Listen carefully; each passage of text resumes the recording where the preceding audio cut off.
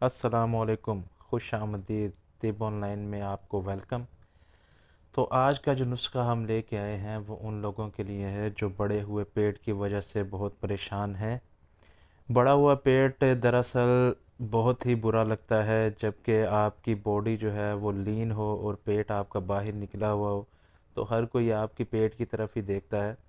तो इसकी जो मेन वजूहात हैं वो ये हैं कि आप अगर खाना खाकर और सो जाते हैं, या खाना खाने के बाद आप पानी बहुत ज़्यादा पीते हैं, या आपको कब्ज़ की शिकायत रहती है जिसकी वजह से आपका पेट जो है वो बढ़ने लग जाता है, क्योंकि आंतों के अंदर मवाद जो है वो जाके रुक जाता है जिसकी वजह से कब्ज़ भी रहती है, और आंतों का साइज़ बढ़ने की वजह से जो है आपका पेट बाहर निकल आता है।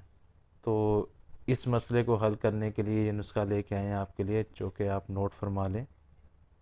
जड़ी बूटियों से अक्सर लोग वाकिफ़ नहीं होते, इसलिए मैं आपको पहले ये चीज़ें दिखा दूं कि जो इस नुस्खे में इस्तेमाल होगी, ताकि आप अगर लेने जाएं तो आपको कोई तंगी ना हो। तो ये जो आपको नज़र आ रही है ये सना मक्की है। तो इसके सिर्फ आपने पत्ते लेने हैं, अगर डंडी हो तो वो आप निकाल दीजिएगा। दूसरी जो चीज़ है वो सुंड है, जो सूखा अदरक होता है। नुशादर, ये ठिकरी वाला लेना है आपने, इसकी कई किस्में होती हैं मगर आपने ठिकरी वाला लेना है। और ये है काली मिर्च, इसका तो सबको ही पता होता है। तो ये नुस्खा है इसका। सना मक्की आपको चाहिए 80 ग्राम, सुंड 50 ग्राम, नुशादर ठिकरी 20 ग्राम, और काली मिर्च 10 ग्राम। करना आपने ये है कि इन सारी चीज़ों को आपने पीस लेना है और एक सफ़ूफ तैयार कर लेना है। और उसका तरीका इस्तेमाल ये होगा कि आपने सुबह नाश्ते के बाद आधा चाय का चम्मच लेना है, और रात के खाने के बाद आधा चाय का चम्मच लेना है। अगर तो आपको इस मिक़दार में ख़ुराक लेने से मोशन लगते हैं तो आपने इस मिक़दार को कम कर देना है।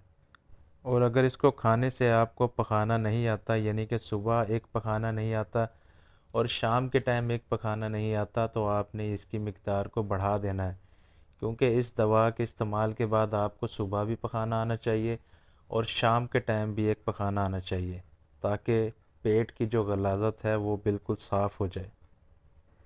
और हाँ, एक नहायत अहम बात कि आपने इस नुस्खे को हमेशा गर्म पानी, नीम गर्म पानी या ताज़े पानी के साथ लेना है। ठंडे पानी के साथ हरगिज़ इस्तेमाल नहीं करना, क्योंकि आप अगर ठंडे पानी के साथ इसे लेंगे तो आपको ये नुस्खा कब्ज़ तोड़ने के बजाय उल्टा कब्ज़ करेगा। तो आप इस नुस्खे को लाजमी इस्तेमाल करें और हमें बताइएगा कि आपको कैसा लगा और कितना आपको इस नुस्खे से फ़र्क पड़ा।